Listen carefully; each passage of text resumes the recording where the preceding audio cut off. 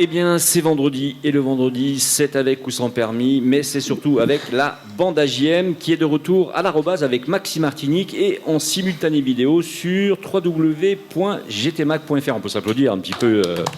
Les filles, les garçons, on est nombreux ce soir, donc on a beaucoup d'invités, donc ça va être très intéressant, vous allez voir, on va faire une super émission. Donc si vous avez un petit truc à grignoter, ben, installez-vous derrière votre radio, et puis vous allez voir, on va vous proposer des invités vraiment sympas. N'oubliez pas de retrouver chaque jour les experts et tout le sport avec RMC 107.1 et 107.3 FM, parce que RMC est diffusé par Maxime Martinique. Elles et ils sont la crème des chroniqueurs et chroniqueuses, beaux, intelligents, jeunes. Ils et elles sont et font même l'actualité brûlante des réseaux sociaux. Nos chroniqueuses et nos chroniqueurs sont là et bien là. Je veux parler d'Andrea Tufano, qu'on peut applaudir bien fort. Vanny Lemouliec, qu'on peut applaudir bien fort aussi. Éléonore Théodose, juste à côté de moi. Yona Namrit, on applaudit bien fort aussi, s'il vous plaît. Mais aussi Éric Rouget, qu'on retrouve dans 15 jours. Et Nicolas Aron, qui lui est bien là. Bonsoir. On peut l'applaudir bien fort. Voilà, Nicolas Aron qui a des surprises encore pour nous ce soir et la semaine prochaine. Toute l'équipe est drivée par JM de la bande à JM qui produit sa dernière série, Meurtre à la radio, réalisée par Stephen Pink. Je ne sais pas si vous connaissez Stephen Pink. Donc, c'est un mec qui est habillé tout en orange, en rose, pardon. En rose, pink orange. Stephen Orange. Enfin, Meurtre à la radio, et on cherche encore l'actrice principale, Léonore. Et quoi, celle qui est tuée? Celle qui va mourir, oui, bien sûr. Mais elle meurt à la première seconde du film. Composition, je fais le mort. En fait, tu meurs tout de suite et tu disparais après. Tu vois ce que je veux dire? Ça te branche ou pas? Que le cachet, bon. C'est payé 100 000 €. Ah, ok, on tourne le camp. Bon, on plaisante, bien sûr, on plaisante. Alors, merci à nos partenaires fidèles, bien sûr, le Crédit Mutuel Antilles-Guyane, Speedy Martinique, l'Arrobase, le restaurant dîner-spectacle qui nous reçoit ce soir, c'est le restaurant du Casino Batelière Plaza, vous le savez, et son chef de cuisine, Alain Trénois, qui est belge, comme Andrea. Oui, tout à fait. Je pense que tu t'es trompé un petit peu de lieu. Oui, un petit peu. Donc c'est la Belgique du sud de la France, en fait. Exactement, on va dire plutôt côté italien. Bon, Andrea est de Marseille, pour tout dire. Tout le monde le sait maintenant. En tout cas, merci aussi à Thierry de Crescenzo et toutes ses équipes de nous recevoir dans ce lieu magique où presque l'Arrobase, donc où presque chaque soir il y a un dîner-spectacle. Renseignez-vous sur le site www.casinobateliereplaza.com. Ce soir, nous recevons avec grand plaisir Steve Monroseau, qui est responsable de marché chez Impact Outre-mer. On peut l'applaudir bien fort. Merci à vous. Alors, merci donc à Impact Outre-mer, qui est une véritable passerelle vers des opportunités d'investissement dans les territoires antillais. On va en parler avec lui. Et en plus, c'est une entreprise qui est née, alors, pas à Paris, pas à Moscou, mais à Tahiti. Pas à New York, mais où? À Tahiti. À Tahiti. Alors, il faut bien parler près du micro, parce qu'on ne va pas t'entendre. Voilà, il faut approcher ton micro un petit peu. Donc, qui est né à Tahiti, voilà. À Tahiti. Donc, on peut dans dire la Polynésie française. Eh bien, voilà, en Polynésie. Donc, bonsoir à toutes et à tous. Bonsoir à toi, Steve. On est très heureux de te recevoir. On va parler avec toi dans un petit instant. On finit la présentation de l'émission. Mais voilà, on est quand même dans le local et l'extra-local, finalement, quelque part. Tahiti. Yona, tu as été à Tahiti déjà ou pas? Bien sûr, j'en sors. Oui. Bon, voilà, tu nous en parleras tout à l'heure. On s'est d'ailleurs rencontrés là-bas, non? Oui, tout à fait. Voilà. Alors, un peu plus tard dans l'émission, si vous êtes d'accord, je recevrai Émeric Gros-Desormeaux, qui est coach en développement personnel. Il travaille pour Be Well, on verra tout à l'heure. Nous parlerons donc de méthodes pour une meilleure efficacité au travail, entre autres, le bien-être mental, émotionnel et physique. Andrea Tufano nous parlera auto et environnement avec ses articles sur gtmac.fr. On verra lesquels. Exactement, ce sera la surprise du soir. Allez, ok. Et puis Vanny Lemouliec, bien sûr, recevra Céline Néris et Marie-France Anatole de Partibo. Nous parlerons de l'accueil des enfants en situation de handicap dans les infrastructures périscolaires ou extrascolaires, mais aussi dans les structures sportives et culturelles en Martinique. C'est bien ça? Exactement. Donc on va voir qu'il y a quand même 2-3 difficultés peut-être pour ces enfants-là. Il y a des difficultés, c'est parti d'un constat et donc il y a des solutions. Elles apportent des solutions. Des solutions, voilà, c'est ce que j'avais compris. Est-ce qu'on est d'accord pour ce programme? Allons-y. Éléonore? Allons-y, j'ai envie de faire un voyage à Tahiti. Alors là, on va faire un voyage à Tahiti. Alors, Impact Outre-mer Antilles. Alors, je vous dirais une chose, voilà une société assez exceptionnelle qui permet à des chefs d'entreprise, donc des gens qui ont un projet, de pouvoir trouver des investisseurs locaux ou extra-locaux. Donc ça concerne les Antilles en général. et même les DOM peut-être. Tout à fait. Tout à exact. fait. Et donc, si tu as, par exemple, Éléonore, un projet d'investissement que tu veux créer donc ton entreprise, tu as un bon projet solide, ces gens vont t'accompagner financièrement, justement. Ils vont t'aider à pouvoir créer cette société. Alors, ça vient en plus, c'est une alternative aux subventions, aux CCI, etc. Ou comment ça se passe? Alors, on laisse la parole, donc, bien sûr, à Steve Morozo qui va nous Alors, dire bonsoir. tout ça. Bonsoir. Rebonsoir. Bonsoir. Oui, donc, pardon. Voilà, pas de souci. Et donc, voilà, une alternative, donc le crowdfunding ou investissement participatif. Donc, crowd qui veut dire foule et funding qui veut dire investissement. Ouais. Donc, le financement par la foule, en fait, donc, de projets locaux. Donc, nous, notre solution, c'est une plateforme digitalisée, donc avec un agrément de l'autorité des marchés financiers, et qui permet à des investisseurs, en fait, donc privés, via notre plateforme, de pouvoir participer au financement des sociétés donc, locales.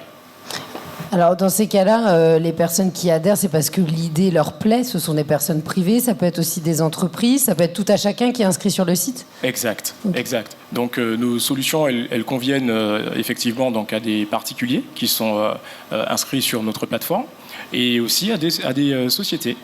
Donc, ce qu'on recherche avant tout, finalement, c'est du rendement, mais pas que, parce qu'on a aussi donc, cet impact, finalement, au niveau local, parce qu'on va financer des porteurs de projets qui ont des projets vraiment avec de fortes valeurs ajoutées. Et donc, on intervient, finalement, en phase de création, en phase d'amorce ou de développement. Génial. Et alors, est-ce qu'on peut parler un petit peu de ton parcours d'abord? Parce qu'on va reparler encore, bien sûr, d'Impact Outre-mer. Oui, avec plaisir. Mais tu as un parcours qui est quand même assez étonnant, puisque finalement, au départ, vous savez à qui on a affaire en fait? On a affaire à un mathématicien. Wow. Alors, un diplômé de mathématiques, plutôt, et donc école de commerce, en fait, en Martinique. Et puis, je suis parti en Angleterre pour faire un BA en International Trade, donc à l'université de Portsmouth. Et donc, j'ai eu un parcours aussi donc, dans le marketing, où j'évoluais aux côtés d'une star de la musique pop-rock qui s'appelle Hugh Cornwell.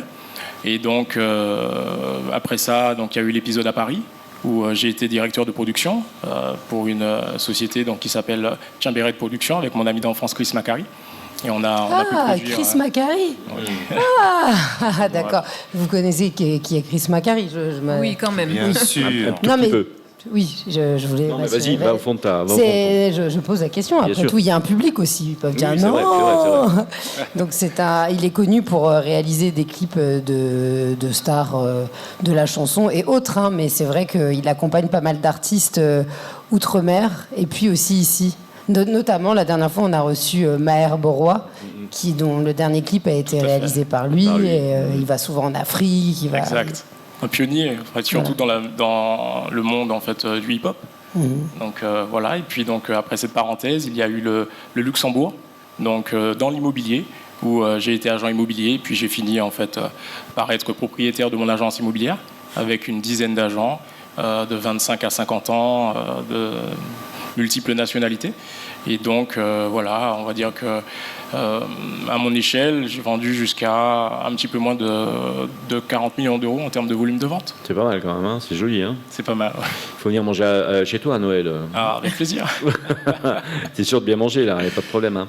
Alors tu dis que tu as rejoint Impact Outre-mer. Ce qui t'a séduit dans cette entreprise, c'est les valeurs humaines. Tout à fait. Ajoutant une dimension enrichissante à ton engagement. Tout à fait. C'est tes paroles. Hein. Oui, exact. Donc des valeurs fortes. Donc avec, comme on disait, donc cette société qui prend racine à Tahiti et donc qui vient alimenter en fait un besoin au niveau de nos porteurs de projets locaux, parce que souvent en phase de création ou d'amorce, s'ils ne trouvent pas de financement, c'est compliqué. C'est donc, très dur, surtout aux Antilles. Voilà, particulièrement en fait ici. Et donc les valeurs humaines, pourquoi? Parce qu'on fait finalement ce qu'on appelle de la finance, mais humanisée. L'idée, c'est de... Ça existe, la finance humanisée? Oui, effectivement, à travers justement cette plateforme de crowdfunding, puisqu'on le rappelle, c'est une société qui va en fait financer des porteurs de projets, donc locaux. Donc c'est très important en fait, hein, et donc on intervient donc dans différents secteurs d'activité, donc l'immobilier, l'innovation, tout ce qui est On va y énergie revenir parce renouvelable. qu'on va revenir sur ces secteurs-là, c'est important. On va laisser poser la question Mais d'Éléonore. justement, lorsqu'on découvre les différents projets qu'on va sur votre plateforme, quel niveau d'information on a sur les entités? Est-ce qu'on va avoir donc un projet rédigé de manière littéraire? Est-ce qu'il va y avoir un plan de financement pour avoir une totale transparence jusqu'où on va? C'est une très belle question et merci de la poser. En fait, nous, notre agrément, donc par rapport à l'autorité des marchés financiers, nous exige un certain nombre de rigueur, donc notamment sur la transparence de nos financements. Donc, on a des fiches d'information clés avec des lignes qui sont vraiment très précises, qui vont détailler donc le produit financier. On va avoir des éléments sur l'entreprise, sur le porteur de projet, et donc la rémunération attendue, la maturité, si on est en obligation, et le taux de coupon, par exemple. Alors, la question qui vient sûrement à l'esprit des auditeurs qui nous écoutent, il faut penser à eux. Hein. Bien sûr. Imaginons qu'il y ait quelques chefs d'entreprise, et je pense qu'il y en a quelques-uns, parce qu'on est sur une radio où il y a beaucoup de cadres. Si justement je suis porteur de projet, comment je fais pour accéder à ces financements? Quels sont les impératifs qui me permettront d'y accéder et d'obtenir le financement? Alors, il faut savoir que on a, au niveau des statistiques, une douzaine de projets que l'on reçoit et il n'y a un seul projet qui va être mis en ligne sur notre plateforme. D'accord. Parce que nous, on va faire un certain nombre d'audits. Donc on va expertiser en fait toute la Donc là, société. vous avez des experts, donc forcément. Tout à fait, on est 16 en fait au sein Vous êtes 16 au total, d'Impact. donc 16 avec des profils différents, je Voilà, suppose. exact, parce que donc, déjà les deux actionnaires, Nicolas Laurent et Pierre Germont, que je salue, ce sont des personnes chevronnées donc, dans le milieu de tout ce qui est finance et banque. Ce sont des personnes qui ont travaillé en family office ou dans la banque d'affaires. Et donc on a des personnes aussi issues du commissariat aux comptes, des experts comptables. Enfin, on a vraiment une équipe. Il y a un panel, on va dire, de gens experts. Tout à fait, parce que encore une fois, on est garant finalement de ce qu'on apporte à nos investisseurs en termes de sérieux et de sécurité. Donc, bien sûr. Voilà, c'est encore une fois l'autorité des marchés financiers. Voilà, l'AMF, c'est quelque chose de très... Alors là, on parle du porteur de projet. On a compris que c'est lui qui va avoir beaucoup d'importance pour qu'il puisse obtenir ces financements. Mais vous vous adressez d'abord à des investisseurs. Alors, qui sont ces investisseurs et à partir de combien on peut investir sur un projet qui nous aurait intéressé sur votre plateforme? Eh bien, l'idée, en fait, c'est que déjà, qui sont les investisseurs? Ce sont des investisseurs donc martiniquais ou antillais qui ont en fait un peu d'épargne, parce que ça part d'un constat, en fait, Impact Outre-mer. Selon l'IEDOM, il y a environ 5 milliards d'euros qui sont en épargne long terme et qui ne financent pas l'économie productive locale. C'est de l'argent qui dort finalement. Exactement. Quelque part. Donc nous, l'idée, c'était d'aller capter petit peu de cette épargne afin de le réinjecter dans des projets entrepreneuriaux donc locaux. Alors comment vous faites pour les convaincre et quelles sont les garanties finalement que peut avoir un investisseur? Que ce soit quand c'est 1 000 euros, c'est 1 000 euros, c'est toujours 1 000 euros et parfois pour un épargnant c'est beaucoup. Si c'est 100 000 euros, si c'est une entreprise par exemple ou un cadre supérieur, oui, alors, quelles sont les garanties potentielles? Ce qu'on regarde déjà en moyenne, c'est que le panier moyen, on va dire ça comme ça, c'est nos investisseurs en fait, c'est entre 8 et 10 000 euros. Mais c'est vrai que notre ticket d'entrée, il se situe à 1 000 euros. Parce que l'idée, c'était vraiment d'avoir quelque chose d'accessible, encore une fois. Et donc, la question initiale, c'était GM. Oui, non, je disais finalement quelles sont les garanties potentielles. Voilà. Alors, au niveau des garanties, pour l'investisseur cette fois. Voilà, nos placements ne sont pas garantis. Oui. Donc, ce sont des placements non garantis. Donc, c'est pour ça qu'on offre de belles rentabilités. Oui. Cependant, donc, on prend un certain nombre de sûretés auprès de nos porteurs de projets. Donc, et puis, on va aller en fait vers des projets qui sont les plus safe. En fait, possible. Ils doivent rendre des comptes ou pas à la fin, une fois que l'entreprise est lancée, dans ce souci aussi de transparence, voilà où nous en sommes, voilà ce qu'on a fait. Tout à fait. C'est-à-dire qu'encore une fois, donc, le régulateur, l'AMF, tous les ans, on a des rapports, des reporting, donc des choses vraiment très précises à communiquer. Donc sur les taux de défaut, actuellement on est à 0% sur notre plateforme, donc ce qui est super encourageant. Je rappelle que Impact Outre-mer Invest in Pacific existe depuis 2020. Donc on a financé environ un petit peu moins de 40 millions d'euros et ça représente une trentaine de projets. Donc on a encore une fois des comptes à rendre en fait à l'AMF. De façon précise, vas-y Nicolas. Je voulais savoir, est-ce que investir dans un projet signifie acheter des parts ? C'est une belle question. Oui, c'est une bonne question. En fait, alors, il t'a volé, non ? C'est ça ? Je te jure. Et il a volé la question. Il m'a coupé l'herbe sous le pied. Ah, ça c'est Nicolas, ça. Alors merci Nicolas. En fait, on peut investir sous deux formes. Soit en obligation. Donc ça fonctionne en fait en gros comme un prêt classique. Donc on a un taux d'intérêt que l'on appelle coupon. Et donc une maturité. Donc généralement, en obligation, nos placements sont vraiment courts. C'est entre 24 et 36 mois. Et on a la possibilité de rentrer aussi en financement, donc dans le capital d'une société. Et donc là, ce sera plutôt une maturité autour de 5 ans. Et le taux de rendement, alors du coup le taux de rendement, c'est entre 8 et 12%. 8 et 12%, c'est pas mal quand même. C'est mieux qu'un livret A, déjà. Tout à fait supérieur à ce qu'offrent en fait, les produits classiques. Après, il faut garder en tête qu'en Martinique, on est sujet au PFU, donc le prélèvement forfaitaire unique sur les... Le prélèvement forfaitaire unique, donc qui correspond tout simplement à une part d'impôt sur le revenu et une part sociale, donc qui représente 30%. D'accord. Donc voilà, donc l'idée c'est d'offrir à nos investisseurs un rendement vraiment attractif. On arrive déjà à la fin de la période, mais est-ce que tu peux nous sortir un projet important qui est sorti, donc justement, oui. On a parlé de 40 millions, à peu près 40 millions, un peu moins de 40 millions. Ouais, j'allais dire les thématiques, c'est vrai que c'est intéressant, ça touche quoi en vraiment une phrase? Alors, les thématiques, l'innovation, l'immobilier, l'énergie renouvelable, la santé aussi, et le plus gros projet, c'est Rosa Park que l'on a rentré, donc c'est une promotion immobilière, 31 logements, Ravine-Touza. Voilà, magnifique. Obligation. Super. Impeccable. 17 000 de rendement, c'est un beau projet. Une dernière question peut-être, et après c'est fini. Non, ça va, tout le monde est d'accord. Quels sont votre contact, excusez-moi, sur les réseaux pour qu'on puisse voir ce que vous faites? Impact Outre-mer, tout simplement. Donc on est présent sur Facebook, on est présent sur Instagram, et on a notre site internet aussi, donc Invest in Pacific, Impact Outre-mer. C'était Steve Monzoro, on peut l'applaudir bien fort. Monzoro, pardon, c'était Steve Monzoro, on peut l'applaudir bien fort, responsable de marché, donc Martinique chez Impact Outre-mer. Et si vous êtes d'accord, on fait une petite pause publicitaire, on vous dit à bientôt. Si vous avez des actualités, n'hésitez pas à revenir nous voir. Merci infiniment à toute l'équipe et puis à toutes les auditrices et tous les auditeurs. Avec plaisir en tout cas, ils sont là, ils sont nombreux, ils sont contents d'avoir eu cette information. La petite pause publicitaire, à tout de suite.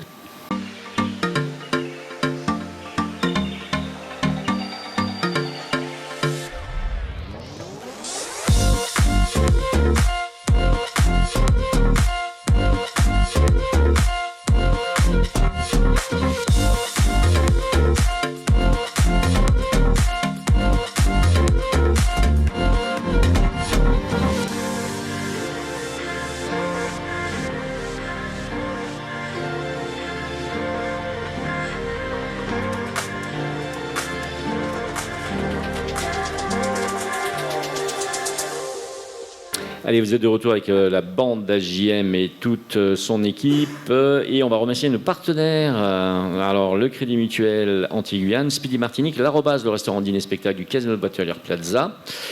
Et nous sommes avec vous donc à l'Arrobase. On remercie le public qui est en train de dîner juste devant nous. Là, on peut les applaudir bien bien fort. Merci à vous, vous êtes des courageux, c'est super. Ils viennent insister donc à l'émission.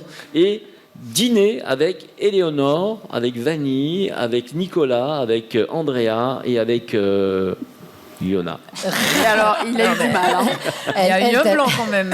Elle t'a laissé lancer des couteaux avec ses yeux. Sur le nombre de mails qu'on reçoit, il y a beaucoup de jeunes hommes qui veulent manger avec Yona. Je suis désolé, c'est comme ça. Donc alors, on les sort pas les mails. Moi parce compris. Donc voilà. Bon, écoute. Une déclaration il y a eu de un petit Nicolas. message subliminal. On n'a pas entendu Nicolas ce que tu as dit. Ah bah il fallait écouter, hein. Non, c'est non, trop mais j'ai tard. pas compris, moi. C'est trop tard. Rendez-vous trop à la tard. salle de l'arrobase. Voilà. D'accord. Rendez-vous à la médiathèque du Carbet Pourquoi pas? samedi prochain. Eh oui, Ah, mais autour d'un attention, bouquin. attention. Pourquoi pas. On prépare des pépites là. On dit rien. Allez, ça marche. Eh bien, écoutez, on est content de recevoir une personne qui est très intéressante. Vous allez voir pourquoi. Aymeric Gros, désormais, est coach en développement personnel. Il travaille pour BeWell. Et eh bien, sa spécialité, c'est sûrement l'entreprise. En tout cas, la personne qui approche l'entreprise, quel que soit son grade et son évolution dans l'entreprise. Et on a envie de savoir ce qu'est un coach de développement personnel. Alors bonsoir à tous. Bonsoir. Merci Bonsoir. de me recevoir. Alors un coach en développement personnel, c'est quelqu'un qui va voir le potentiel en vous. C'est quelqu'un qui pourra mettre en avant ce potentiel et vous permettre d'atteindre le plus haut. Et en fait, ça passe d'abord par une phase d'introspection déjà, qui on est, quel est notre parcours, et puis après on prend la personne par la main. En tout cas, ça c'est mon travail, de prendre la personne par la main et puis de cheminer ensemble. Donc finalement, c'est presque, je veux dire, c'est presque une thérapie. Mais attention, Oui, alors vous thérapie. n'êtes pas psychologue ni psychiatre. Non, mais il y a des éléments de ça. Voilà. Il y a des éléments de ça. Alors moi, je suis thérapeute, donc en fait thérapeute d'une académie qu'on appelle la Tao Academy. J'ai été formé en Angleterre, au Canada aussi. Avant, je pense qu'on va parler de mon parcours un petit peu avant. On va en parler. Voilà. Mais oui, ça fait appel à des éléments psychologiques parce que effectivement, la vie, c'est ça, notre rapport avec nous-mêmes, avec les autres, et se comprendre soi-même. Donc il y a forcément une part de psychologie. Alors, il y a beaucoup de choses dans le parcours d'Aymeric, diplômé d'un master en finance et audit. Bon, ça pose les bases, on va dire. Oui, c'est vrai. Ça va écouter. Tu deviens thérapeute en 2015, puis maître enseignant en 2018, avant de proposer des services bien-être en entreprise dans les écoles, d'abord à Londres, puis en Martinique. Oui, donc en fait, ça a commencé à Londres et c'était une aventure assez extraordinaire où, dans un premier temps, je cumulais en fait le poste de consultant, mais aussi de thérapeute en bien-être. Donc en fait, les portes s'ouvraient d'abord par ce métier de consultant, de conseil, où j'apportais des conseils en organisation des sociétés, gestion de risques, etc., y compris aux écoles, surtout aux écoles privées. Et chemin faisant, en établissant des relations, on va dire, de bonnes relations avec la direction, eh bien, il y a un intérêt par rapport à ce que je faisais à côté, c'est-à-dire des méditations, et notamment pour les professeurs, notamment pour les élèves, et notamment dans tout ce qui est études, calmer le mental. D'accord. Calmer le mental, c'est-à-dire que le mental peut être très actif, c'est un outil très puissant. Par contre, quand on arrive de temps en temps à le calmer, à l'éteindre, on peut faire de très très très grandes choses. Alors, ça donne l'impression que vous utilisez une boîte à outils qui a l'air très variée. Là, je pense tout de suite à de la sophrologie. Lorsque vous dites ça, calmer le mental, la respiration, il y a aussi beaucoup d'autres méthodes. Est-ce que vous en avez certaines qui vous sont préférées? Vous pouvez citer. Là, vous avez parlé d'une école, mais votre empathie, vous allez la développer à travers ces outils. Quels sont-ils? Alors, l'outil fondamentalement différent de ce qu'on connaît, c'est-à-dire effectivement la respiration, la visualisation, la position du corps, etc. Ce sera en fait ce que j'appelle l'art-thérapie, qui passe par une calligraphie, c'est en fait une calligraphie chinoise qu'on appelle la calligraphie du Tao. Quand on dit Tao ici, c'est pas le taoïsme. Le Tao dans ce contexte, ça veut dire la source. Et en fait, c'est une écriture. Une écriture qui permet en fait de faire une certaine méditation. On dit dans certains textes, au début, il y avait le mot, il y avait le verbe. Donc là, on se connecte en fait à une information d'une certaine manière. Et avec cette méditation, effectivement, on se connecte à des valeurs telles que l'amour, telles que le pardon, telles que la compassion. Et on revient à l'essentiel en fait, puisqu'il y a beaucoup de choses qui se passent autour de nous, il y a tout ce qui est médias, tout va très vite, et on a tendance à se déconnecter de notre vraie nature. Et en un mot, si on pouvait résumer notre vraie nature, c'est vraiment l'amour. Donc c'est des techniques qui permettent de se connecter à une information, de ressentir, mais en fait il faut faire l'expérience. Alors pour comprendre, on ne va pas parler de passion, mais on va dire, alors qu'on pourrait en parler, mais quelle est ta relation avec l'entreprise? Comment on peut démarrer dans une entreprise, n'importe laquelle? Comment on pourrait démarrer ton intervention? Comment le chef d'entreprise est sensibilisé à tes thérapies? Et qu'est-ce que ça peut apporter concrètement à une entreprise? Alors, dans le monde de l'entreprise, moi je mets surtout en avant l'harmonisation au travail, l'harmonisation des relations et la valorisation de l'autre. Car effectivement, alors moi j'ai travaillé en Angleterre où les relations sont quand même assez intéressantes. Hein. C'est vrai que c'est quand même... Alors j'ai travaillé à Paris, ensuite en Angleterre, je suis passé par New York aussi, et je suis revenu ici, en Martinique. Et alors comment c'était en Martinique? Il faut s'adapter. Exactement. Alors là, s'adapter. Il y a pas. Si tu ne t'adaptes pas, soit tu repars. Il y en a qui repartent. Soit tu sombres dans peut-être une dépression. Toi-même. Soit, oui. Soit tu viens me voir aussi, hein, parce que je suis là pour ça. Et donc, non, il faut s'adapter. Il faut s'adapter. Et je reviens sur le monde de l'entreprise. Les relations en Martinique, en Guadeloupe, en tout cas dans des microcosmes, sont quelquefois compliquées. Mmh. Et donc, en fait, il faut amener tout un chacun à pouvoir s'exprimer, être soi-même. Et ce n'est pas toujours évident dans ce contexte-là. Pourquoi? Parce que le regard. Hein, si vous allez en Angleterre, par exemple, donc j'ai vécu 15 ans en Angleterre, les gens ne vous regardent pas de la tête aux pieds, comme à Paris, par exemple. D'ailleurs, vous êtes complètement absent. À Londres, vous baladez à Londres, on ne vous voit pas quasiment. Tout nu, ça va. Hein. Oui, voilà, c'est ça, ça passe. Moi, je me rappelle... Moi, je l'ai fait, je m'en souviens. Pas tout nu, mais je veux dire, je suis allé à Londres. Non, je me rappelle, une fois, je rentrais dans le métro, donc je travaillais à Paris, je travaillais à La Défense, dans un cabinet d'audit à La Défense. Et j'avais acheté de belles chaussures avec un manteau, etc.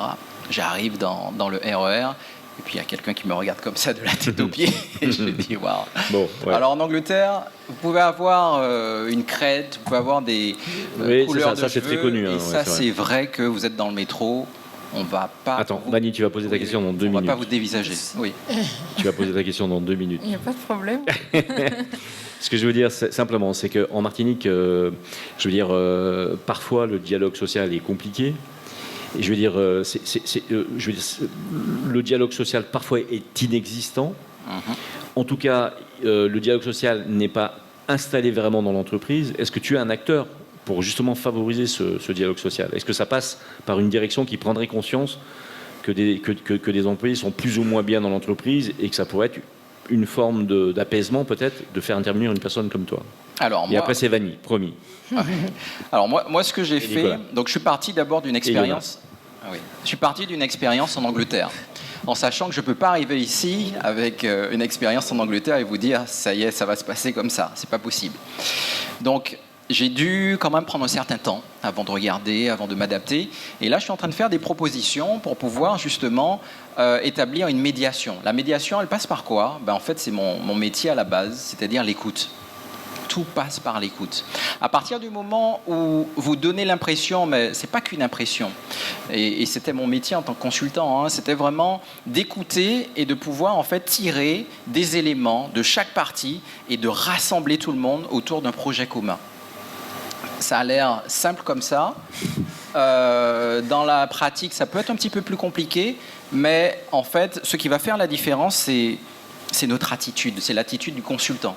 L'attitude, alors consultant bien-être, là, bien du sûr. Coup, et surtout, la confiance qu'on aura à mon égard. Et c'est ça. La légitimité. La légitimité, etc. Allez, on va vite, parce qu'il y a Vanny, Nicolas et Andrea qui demandent depuis un petit moment aussi.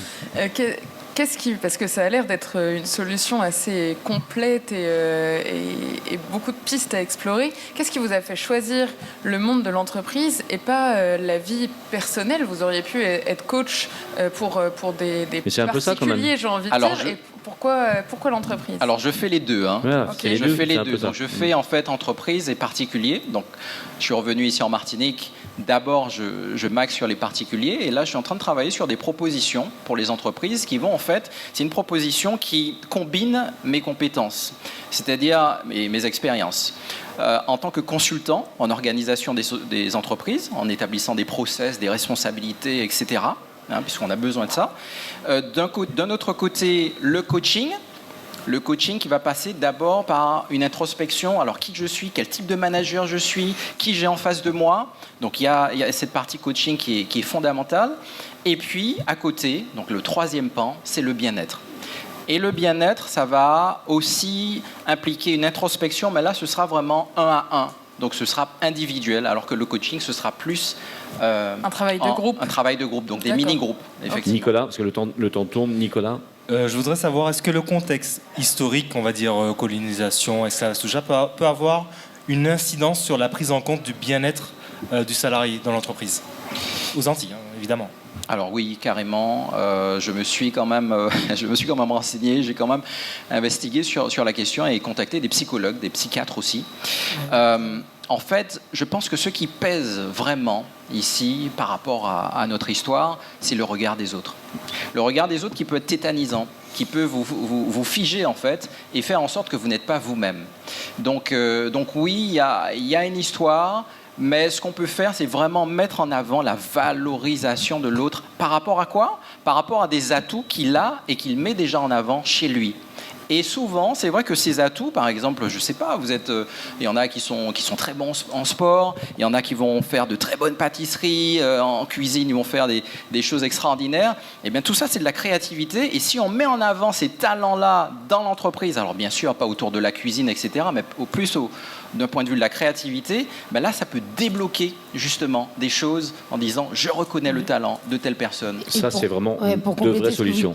Pour compléter ce que vous disiez, l'allusion que tu faisais, c'est la psychogénéalogie, c'est la recherche des traumas chez nos aïeux et qui aurait une incidence ensuite sur nous-mêmes. Hein. C'est bien ça. Tout à fait.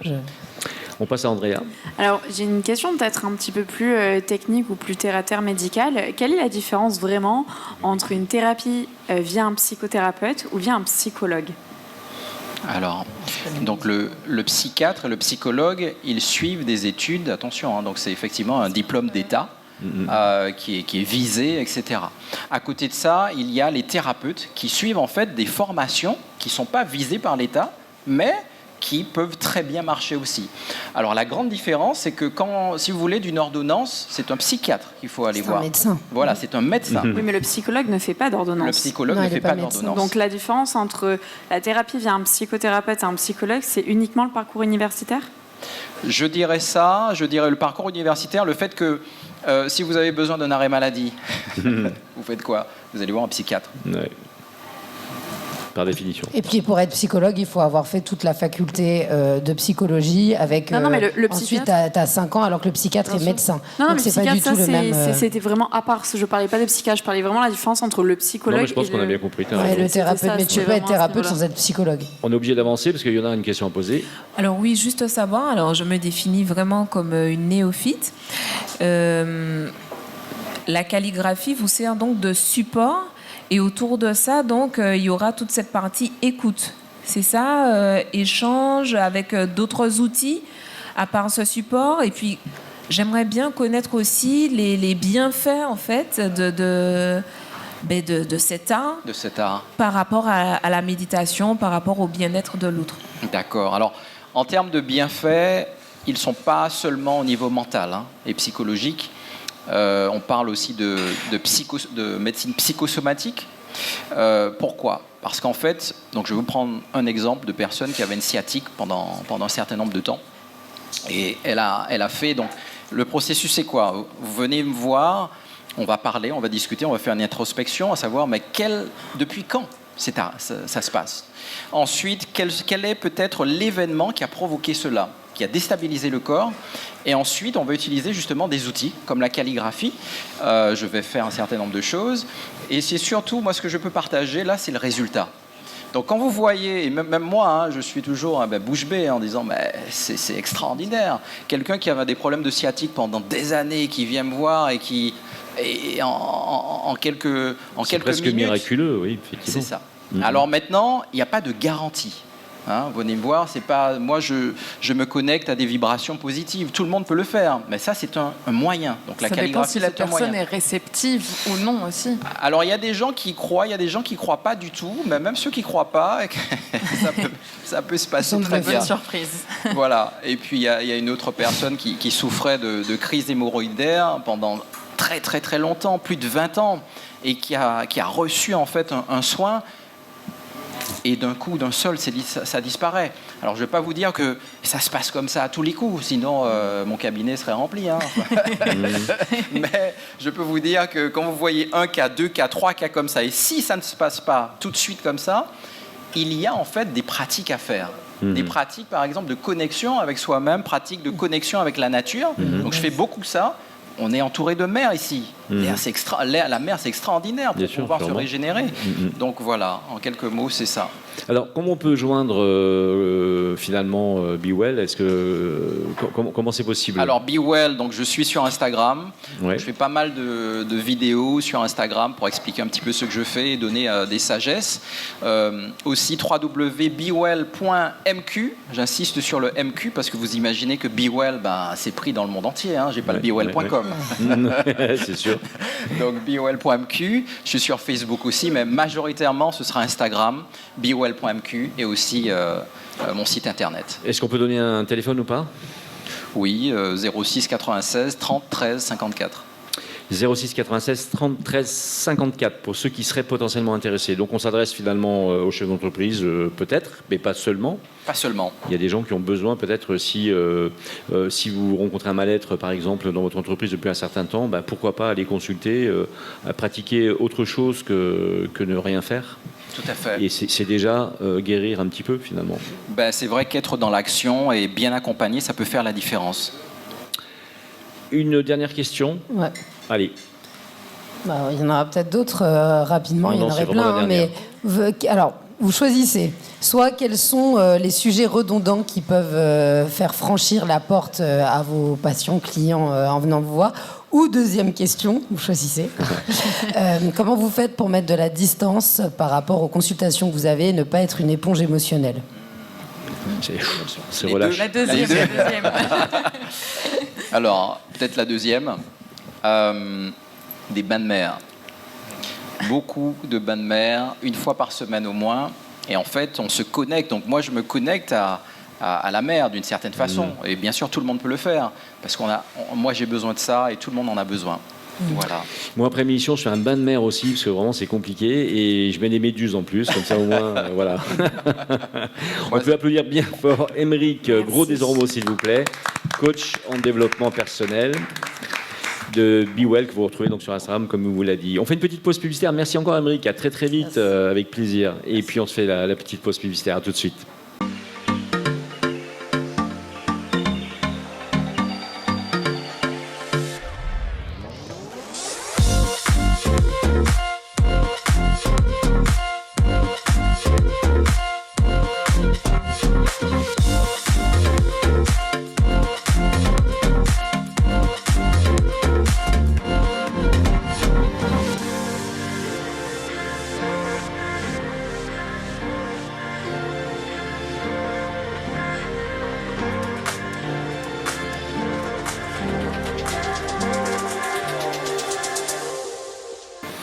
Et vous êtes de retour avec la bande AJM sur Maxime Martinique en direct du Casino Batelière Plaza. On se retrouve comme chaque vendredi soir avec JM et toute sa bande dans le grand talk show Automoto des Antilles. On va s'applaudir bien fort s'il vous plaît. Ça me dit bien fort. Et Ça s'applaudit pas très fort quand même. Hein. Je me sentais un petit peu seule là-dedans. Je me suis fait un petit peu abandonnée là quand même. Hein. Je rappelle que nous sommes à l'arrobase du Casino Batelière Plaza qui est rattaché et bien du coup au Casino Batelière Plaza. Exactement. On remercie surtout nos partenaires. Merci à Crédit Mutuel et Anti-Guyane et Speedy Martinique et ses 6 centres de réparation. Et surtout, merci à gtmac.fr qui nous accompagne chaque émission. Merci à gtmac.fr. Il faut aller voir voir nos essais 2 fois par semaine, nos articles divers et variés sur le secteur automobile. Ça va, c'est intéressant. On va se tourner vers Vanille. Et Vanille a un super sujet, comme d'habitude. Vanille, on sait qu'elle a des bons sujets. Mais là, par contre, c'est un sujet qu'on n'a pas encore abordé. On va rencontrer des personnes très intéressantes parce qu'elles vont nous parler de la difficulté de l'accueil des enfants en situation de handicap dans les infrastructures périscolaires ou parascolaires, ou extrascolaires, mais aussi dans les structures sportives et culturelles. C'est un sujet important et on est content de recevoir ces personnes. Tu vas nous les présenter peut-être ? Allez, je te laisse Peut-être, faire. on ne sait Allez. pas. Alors ce soir, j'ai le plaisir de pouvoir évoquer en effet un sujet qui me tient particulièrement à cœur, donc en recevant 2 des représentantes du PAR Martinique. Donc le PAR, c'est le pôle d'accueil et de ressources handicap. Le PAR, c'est un dispositif de l'association OVE Caraïbes, on va sûrement y revenir, qui a été présenté lors d'un séminaire à la Batelière le 16 décembre 2021, donc c'est quand même tout nouveau, tout récent. Ce projet donc, est mené par Marie-France Anatole, que je reçois ce soir, bienvenue. Et nous recevons également Madame Céline Néris, qui est coordinatrice du PAR et qui, en tant qu'éducatrice spécialisée, s'occupe en particulier de l'accueil enfance et jeunesse. Donc, mesdames, bonsoir. Bonsoir. Bonsoir. Si j'ai bien compris, le PAR est né d'un constat, lequel et qu'est-ce que vous avez eu envie d'apporter comme solution ? Alors le PAR, le pôle d'appui et de ressources handicap, est né d'un constat effectivement de l'insuffisance en Martinique, sur le territoire martiniquais. Donc le constat qui a été fait également par la CAF de la Martinique, d'une insuffisance d'accueil d'enfants en situation de handicap dans les différents modes d'accueil de la petite enfance. On a oublié de préciser cela. Oui. Donc les crèches, voilà, auprès d'assistantes maternelles également. Et puis également l'accueil insuffisant d'enfants sur le temps périscolaire, à savoir la cantine et la pause méridienne, l'accueil du matin, du soir à l'école, le mercredi, voilà. Et puis également à l'école, au collège, au lycée. Voilà. Et également l'accueil insuffisant dans les structures, les clubs sportifs, les clubs de jeunesse, tout ce qui puisse. Voilà. C'est parti de ce constat-là. Voilà. Et donc parmi ça, vous m'avez évoqué l'école. Alors pourquoi l'école ? Est-ce que toutes les écoles sont prêtes à recevoir un enfant en situation de handicap ? Et comment ça se passe ? Est-ce qu'elles peuvent toutes les recevoir ? Alors, il s'agit principalement, donc, alors, l'école, oui, c'est une obligation nationale. L'école, ce qu'on appelle l'école inclusive, voilà. Donc, des efforts extraordinaires ont été faits sur le territoire de la Martinique pour la scolarisation des élèves en situation de handicap. Cependant, effectivement, il s'agit également d'observer ce qui se passe sur le temps périscolaire et extrascolaire. Et le PAR, donc il y a des dispositifs purement éducation nationale qui prennent en charge la scolarisation des élèves. Mais après, nous, le PAR, on intervient sur tout ce qui est l'accueil sur le temps périscolaire, extrascolaire, et puis notamment dans les modes de garde de la petite enfance. Donc les enfants, beaucoup de mamans arrêtent de travailler parce que justement, il y a ce refus d'accueil dans les crèches au prétexte que le personnel n'est pas formé, que la structure n'est pas adaptée, voilà, selon le type de handicap, alors qu'en fait, il y a quand même il y a un cadre réglementaire, il y a 2 grands textes qui font l'obligation nationale pour l'accueil. C'est la Convention internationale des droits de l'enfant du 20 novembre 89, et puis bien sûr, la loi du 11 février 2005. Voilà. Vas-y, Andrea, tu as une question. Alors, en fait, vous avez un petit peu répondu, parce que ma question était justement, mais il n'y a pas une loi où ils sont dans leur droit de demander une place et Tout à fait. Alors, il y a un problème entre la loi et l'application, c'est ça ? Voilà, exactement. Alors, j'ai une autre question, c'est parce que j'en ai beaucoup aussi. Là, vous avez décidé de faire un focus sur la petite enfance. Oui. Et qu'en est-il des personnes qui n'arrivent pas à être intégrées et qui ont des problèmes d'insertion au-delà de 18 ans ? Parce que je suppose que c'est... Alors, comment c'est cadré ? Comment ? Voilà. Parce que forcément, il faudrait avoir un suivi, ou comment vous Voilà, donc je vais laisser la parole à Céline, qui va préciser les choses concernant les actions du parc. Oui, le parc intervient effectivement pour les enfants de la petite enfance, donc de 0 à 19 ans. Ouais, 19 donc, ans. et au-delà, voilà, on n'intervient pas, ce n'est pas dans notre cadre, mais c'est déjà une tranche d'âge qui est large. Et il y a énormément à faire déjà, et il y avait énormément de manquements. Et nous tentons donc par nos actions justement de rééquilibrer les choses. Et bien évidemment, en collaboration, on travaille avec bien des partenaires. Seul le PAR n'y arrivera pas, mais nous y contribuons fortement. Et il y a énormément à faire. D'accord. Oui. Et Madame Anatole, vous parliez tout à l'heure donc du personnel qui n'était pas forcément formé et qui utilisait ça comme prétexte. Mais alors justement, ça tombe bien parce qu'au PAR, oui, vous accompagnez les enfants et leurs familles, mais vous accompagnez aussi les professionnels. C'est très important. C'est très important parce qu'effectivement, c'est vrai qu'il faut reconnaître qu'il y a certaines situations qui nécessitent des conditions d'accueil. Alors donc pour reprendre un petit peu ce que vous disiez tout à l'heure, l'accès à un mode de garde ou à un accueil au loisir est un droit absolu pour les enfants et l'accueil est un devoir pour les structures. Ça, c'est ce principe que nous défendons. Moi, je voudrais rentrer un peu dans le dur, si ça ne vous dérange pas. Tout simplement parce que donc dès qu'on a affaire à des personnes à mobilité réduite, surtout à des enfants, on se rend compte que malheureusement, très souvent, l'accueil est là, mais ensuite, certains enfants sont laissés de côté, ne font pas les activités qui étaient censées être faites dans la journée, et parfois même ne mangent pas, ou mangent seuls, alors qu'il devrait y avoir un accompagnement personnalisé. Tout à fait. On voit bien que... Alors, je ne sais pas si ça concerne que la Martinique, je ne crois pas. Non. Voilà, c'est un constat national qui a été fait. Il y a un rapport de la mission nationale dirigé par Laurent Thomas, qui a été fait en décembre 2018. D'accord. Et nous sommes appuyés justement sur ce rapport de cette mission nationale pour pouvoir proposer à la CAF, à l'Éducation nationale, la mise en place du PAR. Voilà. Alors concrètement, tu vas poser la question, il n'y a aucun problème, mais concrètement, alors quelles sont les actions que vous pouvez mettre en place ou que vous mettez déjà en place pour justement éviter ça? Est-ce que vous êtes alerté par exemple aussi? Est-ce qu'il y a une alerte pour votre association pour dire tel enfant ou tel groupe d'enfants n'est pas reçu correctement ou n'a pas l'accueil nécessaire personnalisé? Les alertes nous viennent essentiellement de nos partenaires, notamment par exemple le centre d'accompagnement médico-social précoce, le CAMSP, par exemple, avec qui nous avons un partenariat très fort et qui nous fait part des situations difficiles de familles, de mamans, en général, le plus souvent de mamans, de parents, qui sont en difficulté par rapport justement à l'accueil de leur enfant, que ce soit en la petite enfance ou à l'école. Voilà. Éléonore va poser sa question, excusez-moi. Je reviens à Vanny. Je me permets, Vanny, je t'embêterai plus après, c'est passionnant.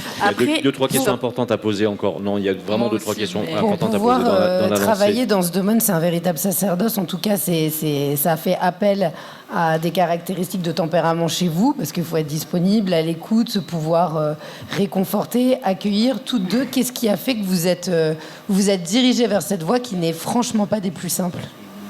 Oh, là c'est une question qui est très personnelle. Effectivement, ce sont des convictions qui sont fortes, qui sont naturelles, et bien évidemment que lorsqu'on s'engage dans ce type de métier, c'est avant tout par passion. Ça vibre, on le ressent, et je ne sais pas comment vous l'expliquer, mais je pense que quand on n'est pas fait pour ce type de métier, on fait vite demi-tour, tout simplement.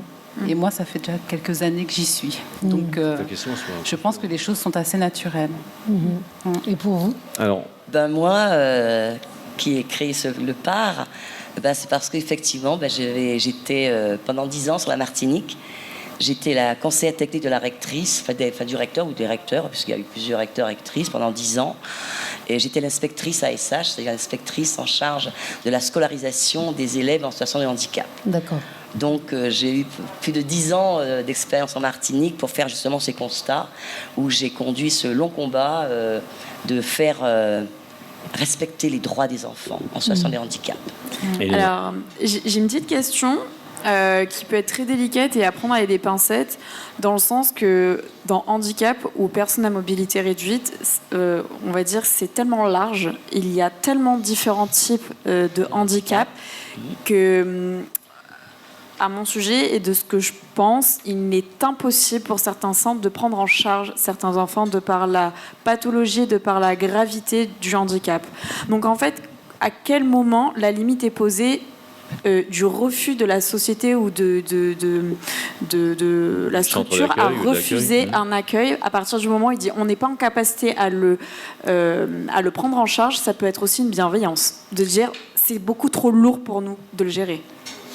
Alors, par principe, le refus d'accueil est passible devant les tribunaux. Mais c'est vraiment par principe.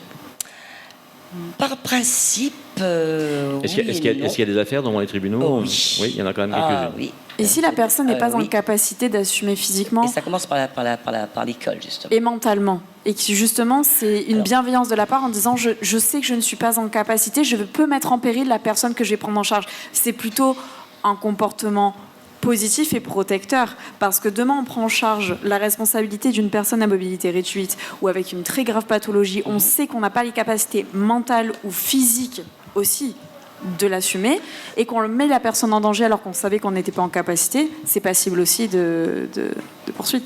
Alors, le principe concernant les personnes en situation de handicap, le principe, c'est ce qu'on appelle la société inclusive, c'est autant que faire se peut la participation à la vie ordinaire. C'est vivre en milieu ordinaire, autant que faire se peut. Effectivement, il y a des situations de personnes lourdement atteintes, et là qui trouvent effectivement qui sont obligées de vivre en institution avec des appareillages, avec des professionnels hyper médicalisés, voilà, et qui n'ont pas accès du fait de la gravité de leur état de santé à la vie ordinaire. Là, l'accueil inclusif, la société inclusive, on s'adresse principalement aux personnes qui, sauf contre-indication médicale, peuvent vivre en société, en milieu ordinaire. Et c'est ce qu'il faut privilégier. Quand on survole le dossier, entre guillemets, on se rend compte qu'il y a une opposition entre deux mondes. Il y a un monde parfaitement formé, ce sont les parents, puisque eux vivent au quotidien le handicap de leurs enfants. Les premiers experts de leur enfant. C'est les premiers experts. Donc ils savent, quel service on doit apporter à l'enfant. Et est-ce qu'en face, on a finalement, vous qui avez l'expérience, un manque de formation réelle pour pouvoir justement apporter ce service? Alors je voudrais répondre effectivement à cette question. Et donc, après, c'est Dany, la bien sûr. participation du parent, comment les actions en fait se mettent en place. C'est une relation qui se met en place entre la famille, qui est le premier représentant de son enfant. C'est la personne le parent connaît le mieux son enfant. Et donc nous recevons la famille afin de recueillir justement les éléments essentiels, ce qui sera pertinent, connaître le fonctionnement au quotidien de cet enfant, quelles sont ses capacités, quels sont ses besoins, les attentes de la famille. C'est ce recueil qui est fait afin qu'il soit présenté auprès du lieu d'accueil, que ce soit une collectivité, la caisse des écoles, le centre de loisirs. La crèche, enfin voilà, c'est différent. Il y a quand même beaucoup de refus, c'est ce que je veux vous dire. Vous voyez, il y a beaucoup de refus. J'ai le sentiment qu'il y a énormément de refus. Quand on met en place le dialogue, quand on met en place l'échange, la communication, quand on partage les informations, on n'est plus si tant dans le refus. C'est ça. À ce moment, on comprend. Bien sûr. On accepte et on réfléchit ensemble aux possibilités. Et c'est justement pour ça que vous travaillez avec un organisme de formation, Option Santé, qui vous accompagne pour justement former les professionnels qui font appel à vous et qui reçoivent ces enfants en situation de handicap.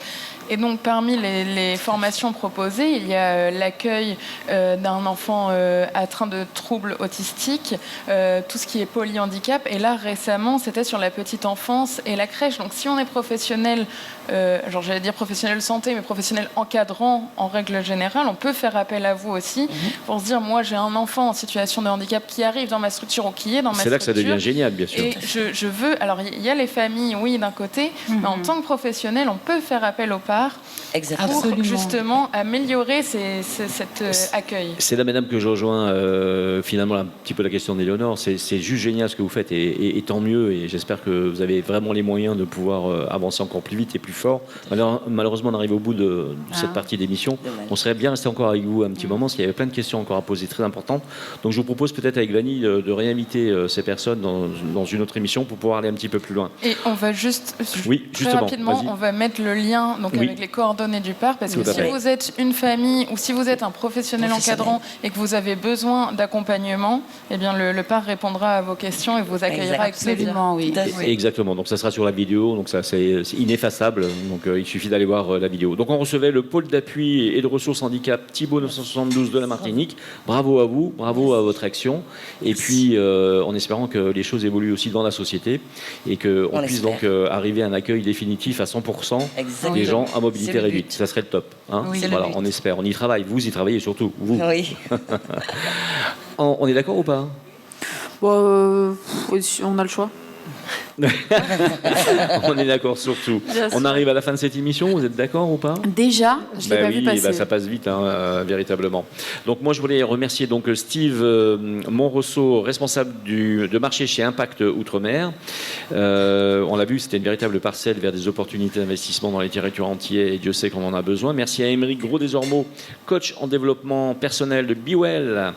On a parlé de méthodes pour faire du développement personnel finalement et retrouver une sorte d'efficacité au travail, par exemple. Il peut peut-être te coacher pour que tu arrives à prononcer les noms de famille sans... Oui, c'est vrai. Ouais, aussi, ouais. Faudrait que j'ai une prof d'anglais, en fait. C'est vrai. On dit merci donc à Céline Néris et Marie-France Anatole, qu'on vient de recevoir un instant. Merci pour leur action, c'est vraiment génial. On a parlé d'accueil des enfants en situation de handicap. Et c'est pas simple, hein. Donc on a vu que mais le travail est fait quand même par l'association. Donc c'est déjà ça. On remercie nos partenaires, Andrea. On remercie nos partenaires. Donc cette fois-ci, on remercie le Crédit Mutuel Antilles-Guyane. Je ne vais pas bafouiller, là j'ai bien dit Antilles-Guyane. Et encore, je bafouille encore. Je crois que je suis fatiguée comme toi, j'ai mal dormi, je crois. C'est ça. On remercie également Speedy Martinique et ses 6 centres de réparation. Et merci à gtmac.fr qui produit du coup cette Merci émission. à l'arrobase aussi. Merci au et à l'arrobase du Casino Batelière Plaza. Maintenant, c'est toi là, tu vois qui t'attend. Allez, ce week-end, retrouvez tout le sport avec RMC Antilles. Et du lundi au vendredi, la matinale d'Apolline de Malherbe, vous le savez, suivi du Super Moscato Show. Et il y a une voiture à gagner cette semaine, Andrea, Éléonore. J'en perds mon nord. On est des super mauvais élèves ce soir. Franchement, ça va pas du tout. J'ai joué la semaine dernière chez un de nos concessionnaires et bien évidemment, j'ai perdu. Quand le commercial m'a appelé, j'ai cru que c'était pour m'annoncer ça, mais non, pas du tout. Allez, donc du lundi au vendredi, je vous l'ai dit, la matinale d'Apolline de Malherbe, le Super Moscato Show. Et entre les deux, l'instant auto avec JM de la bande à JM sur Maxi, et quand même à 7h05 et 8h05, il ne faut pas oublier. Donc écoutez-moi le matin, vous verrez, c'est sympa. Merci encore, à la semaine prochaine avec un grand plaisir. Merci, on s'applaudit bien fort. Merci à vous.